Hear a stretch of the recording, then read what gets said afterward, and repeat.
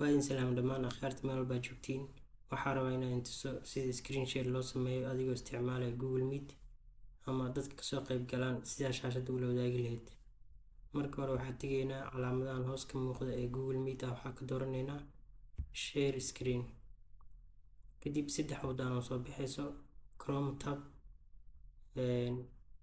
shaashada Chrome bis la wadaagi karnaa